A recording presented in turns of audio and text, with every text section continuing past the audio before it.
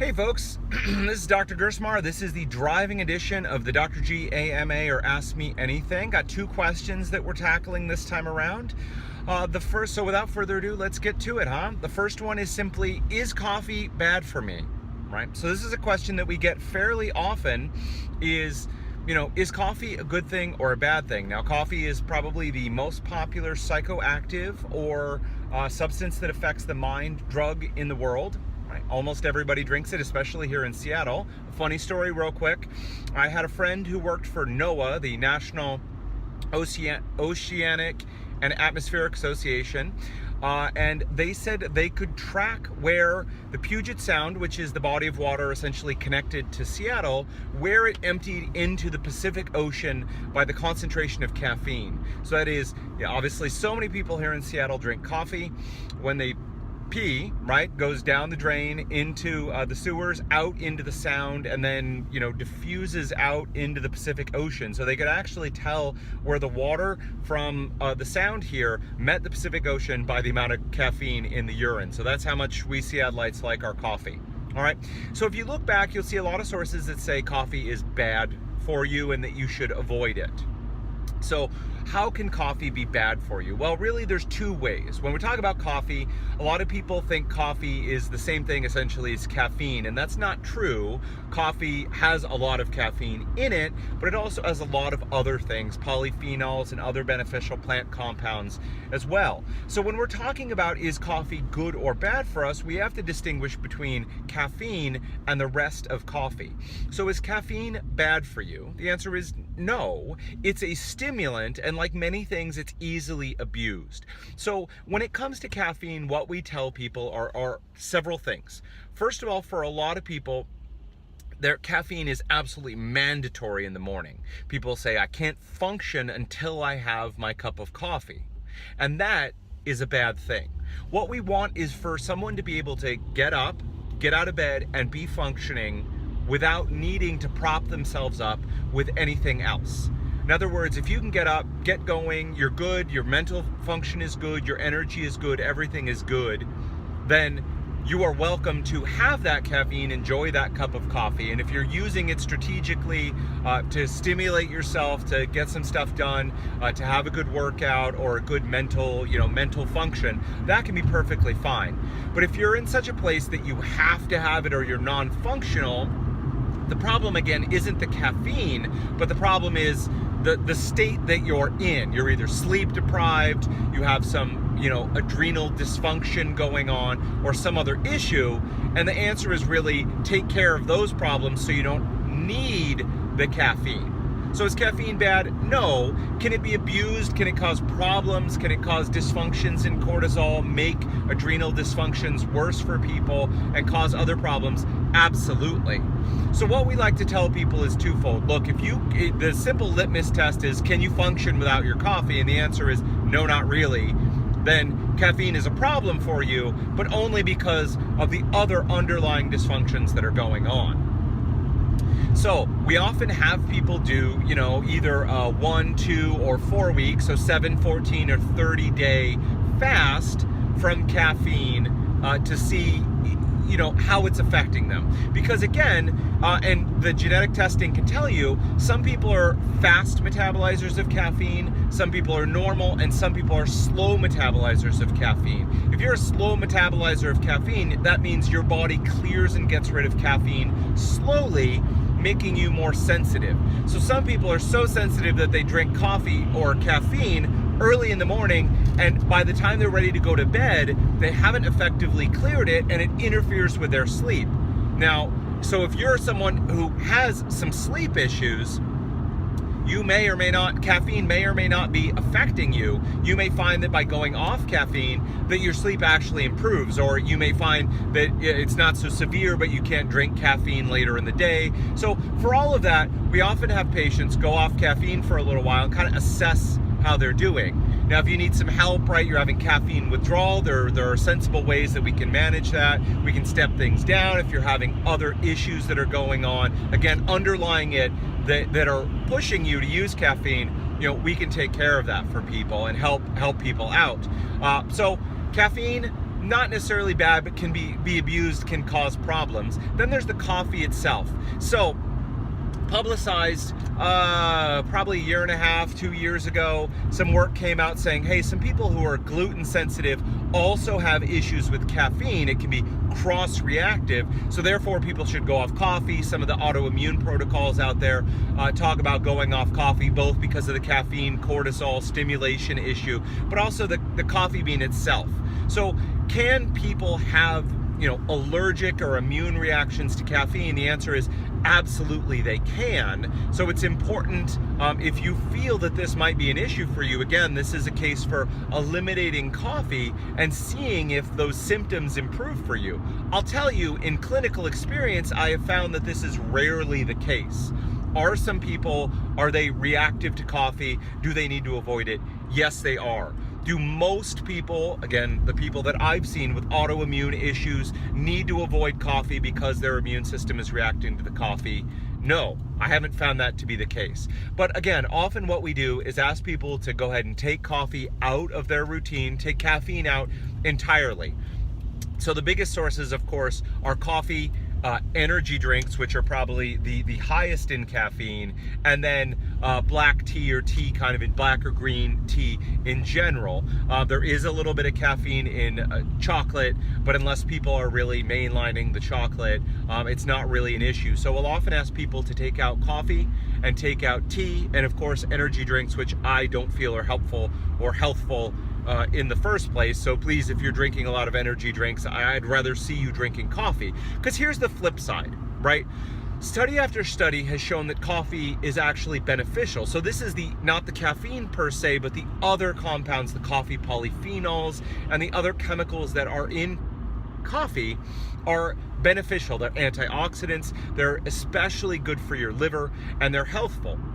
Now, part of the concern is, you know, Americans in general, Western people overall, are tremendously, you know, vegetable deficient in their diets, and one of the leading sources of these beneficial plant compounds for a lot of people is coffee, because frankly, they're just not getting them anywhere else.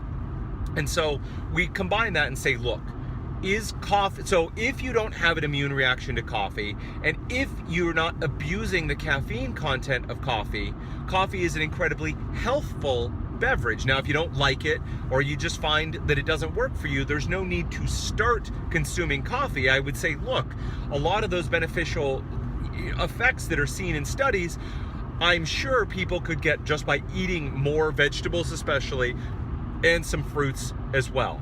So, verdict, is coffee bad for you? Well, it's like so many things in life, it's not that easy. Coffee is abused by many people to cover up fatigue that they're having, or brain fog or lack of brain function that they're having, which is indicative of other issues. The number one issue just being lack of enough sleep at night, right, or poor quality sleep, but can be other issues, thyroid issues, adrenal issues, other issues that are causing fatigue or brain fog or low brain function, right, or blood sugar crashes, all of those things. And so the coffee is not bad, the underlying condition is the issue, and then people are medicating themselves with the coffee.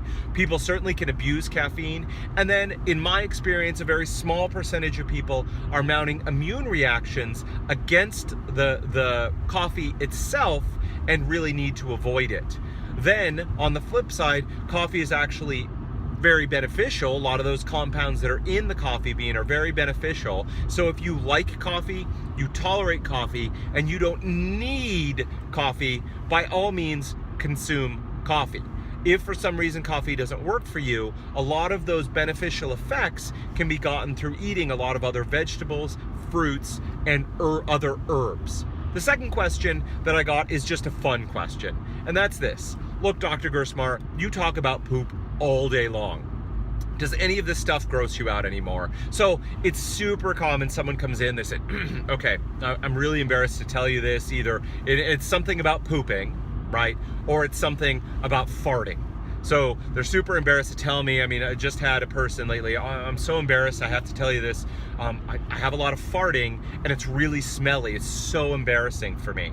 And they're telling me, like, I'm so sorry that I have to tell you this. And listen, guys, pooping, farting, pretty much anything about the digestive tract does not faze me. There's nothing you can tell me about the quality, consistency, amount, shape, appearance, texture of your poop, your gas, anything that has to do with the digestive tract. I've pretty much heard it already. It does not bother me. So, do I get embarrassed anymore? No. The reasons, twofold. One, I'm a doctor who specializes in this stuff. I talk about it all the time. Look, a day does not go by when I'm not prying into, very deep questions about someone's poop, right? Again, quality, texture, amount, consistency, all that stuff. I'm talking about it day in, day out with everybody, which again, if you've never had a doctor talk to you about this stuff, can seem kind of weird, strange, but it's something we deal with all the time. The other thing is, of course, I have 2 young kids. I've been through the diaper phases with people. With them. I've been, up close and intimate with all kinds of poop, right?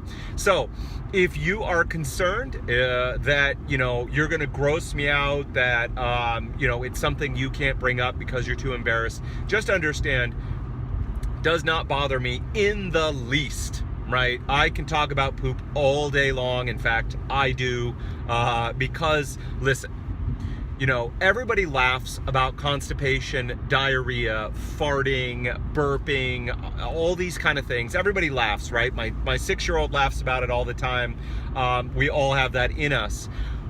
But when something is seriously wrong for you, like people laugh about diarrhea or constipation, but when you have, 20 bowel movements a day in terms of diarrhea, or you haven't pooped for a solid week, it isn't a laughing matter anymore. It's something that seriously affects the quality of your life and your well-being. So pooping is one of those things that each of us as individuals can easily see. Look, most people don't turn around and look at the toilet bowl. And I understand, but I also think it's a missed opportunity. You don't need to, deeply study and get the microscope out and look at your poop, but it is something you can glance at, right? And if it changes in texture or quality or appearance, or, straightforwardly you're seeing things like blood in your stool or mucus in your stool, you're seeing some of these things, this is a warning sign that something's going on. Now, do you have to freak out at any change? No. But if you're consistently seeing something like all of a sudden, wow, recently I've had a lot of gas and I never used to have that before, or, I'm having a lot more diarrhea or loose stool, or I'm seeing some mucus in my stool, or maybe I'm seeing a little bit of blood in my stool, it can be a warning sign that something is going on that you need to pay attention to. All right. So I do recommend, I understand, at least periodically before you wipe, if you're using toilet paper, right? And I know we barbarians here use a lot of toilet paper. Cases can be made for bidets and all that, but we grew up using toilet paper here, and so at least periodically, I recommend before you cover up your poop with toilet paper or just flush that sucker down, take a look at it. Get a sense of what a normal bowel movement looks like for you, and if things change, they're strange, they're unusual, that can be a warning sign that something's going on. Now, it may just change, it may not be a big deal, but it could certainly be an indication.